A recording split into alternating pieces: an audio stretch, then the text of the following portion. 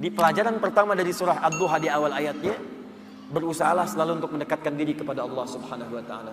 Orang yang dekat dengan Allah, maka akan dijamin oleh Allah langsung hidupnya, baik dalam keadaan suka ataupun sedang merasakan duka, tidak akan berpengaruh banyak pada dirinya, karena yang paling tinggi dan paling menyenangkan adalah kedekatannya dengan Allah Subhanahu wa taala. Jelas sampai sini?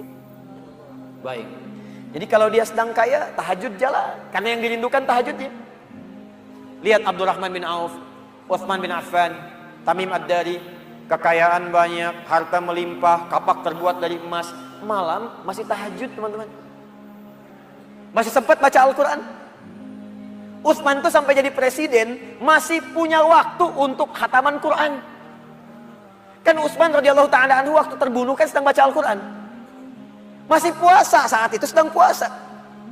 Anda bayangkan nikmatnya dekat dengan Allah, walaupun jabatan tinggi, yang terasa nikmat itu saat sedang beribadah kepada Allah, saat tahajudnya, itu yang dinanti. Nabi itu kedudukannya paling tinggi, tapi kapan merasakan kenyamanan? Saat tahajud, sampai tak terasa rakaat pertamanya 5 juz 4 halaman.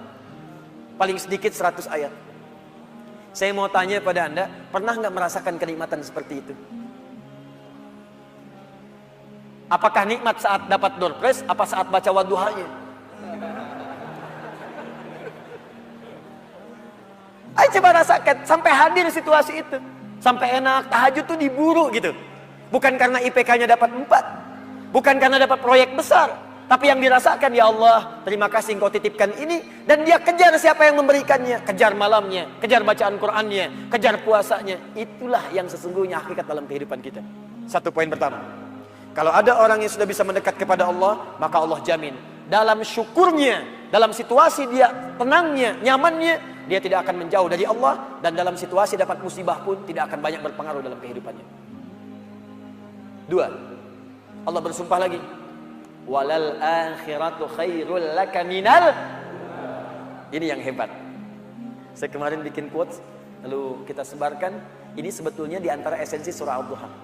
Kata Allah, Muhammad, saya bersumpah kepadamu, yakinkan pada jiwamu, nanti saat kamu ke akhirat, suasananya akan lebih enak dibandingkan dengan sekarang. Akhirat itu lebih baik dari apa yang kamu rasakan sekarang di dunia. Maksudnya begini, kalau kamu sedang capek, kamu sedang ada musibah, kamu sedang lelah, sabar. Nanti kalau sudah pulang, semuanya akan hilang. Memang dunia itu tempat capek, karena memang tempat beramal.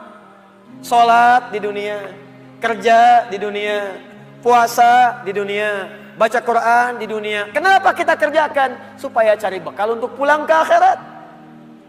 Nanti kata Allah, kalau sudah pulang semuanya akan hilang. Jadi tenang aja teman-teman. Capek cuma sebentar.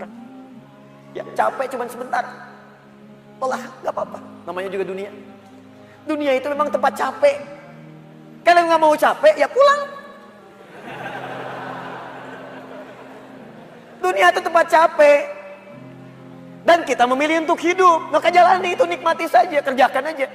Setiap kerja ada pahala, setiap kerja ada pahala, setiap sholat pahala, baca Quran pahala, niat mencari nafkah karena Allah pahala, merawat anak pahala, memberikan ASI pahala. Gak apa-apa, memang capek, memang ya dunia sifatnya capek. Setiap tahapan tuh capek lagi, biasa, supaya dapat bekal. Bukankah orang kerja dapat gaji? Dan enak kan kalau gajian? Dan kalau sudah dapat gaji, lupa kan 29 hari ke belakang? Anda itu bekerja, kerja, berangkat gelap, pulang gelap. Tapi kalau sudah dapat gaji, semua itu kan hilang lupanya. Pergi ke Lembang, ya, jalan sama keluarga. Ada yang ke Palembang, beli pempek. Ada yang ke Lembang, beli mak Lembang. Ada.